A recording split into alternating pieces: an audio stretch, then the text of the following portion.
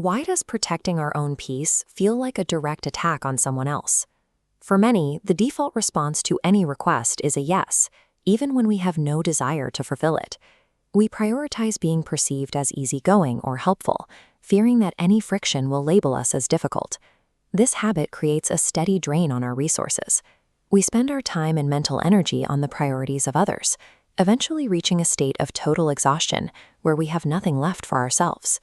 We have been conditioned to see a personal limit as a sign of unkindness.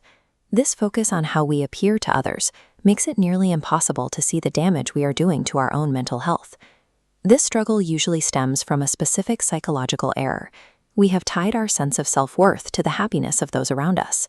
We often choose to swallow our own needs to avoid a few moments of awkwardness. When we do this repeatedly, we are effectively deciding that a brief external conflict is more dangerous than a permanent loss of internal peace. This turns us into a power source for everyone else. We stay plugged into their demands, keeping them comfortable while our capacity hits zero. Change begins by viewing a boundary as a structural rule of engagement. It is the simple act of defining what you are and are not willing to accept in any interaction. These rules establish a clear interaction zone, allowing connection without your needs being overtaken. With clear rules, you engage freely. Expect pushback. Those who react with anger usually benefited most from your lack of boundaries. Their resistance doesn't mean you've made a mistake. It actually highlights exactly where the relationship had become one-sided, confirming that the limit was necessary. Deploying these new rules requires clear communication. You don't need a complex excuse or an apology to justify your capacity. Directness is usually more effective. If a friend asks for a favor when you're overwhelmed, ignore the impulse to apologize. Instead, try, "I would love to help, but I don't have the capacity right now."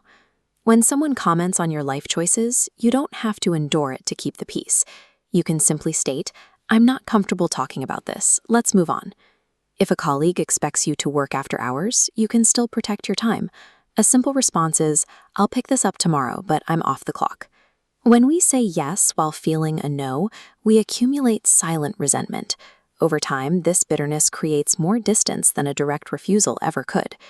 By setting limits early, we keep the relationship honest and prevent that resentment from building up.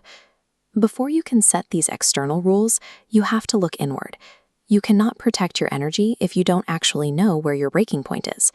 This is a process of capacity calibration.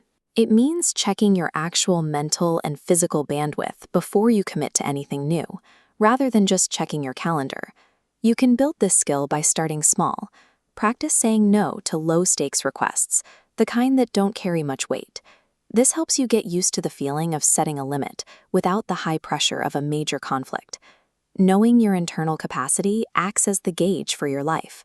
You can't enforce a rule of engagement if you haven't identified the limit you're trying to protect.